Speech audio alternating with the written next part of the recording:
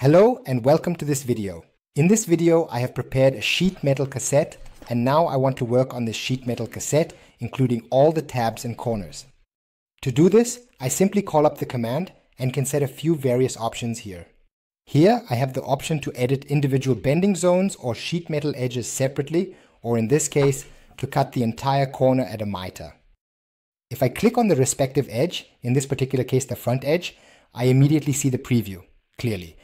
With the middle mouse button, I can then apply these changes and thus very easily and efficiently finish working on this complete sheet metal cassette very easily.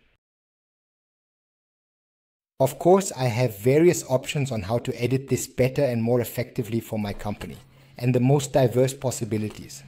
Furthermore, it is of course always possible that if I make a change in size, meaning if I change the size of the cassette here, all feature steps will be adjusted accordingly. This is how easily I can cut a cassette at a miter. This can, of course, also be done with various sheet metal parts that can be connected to each other.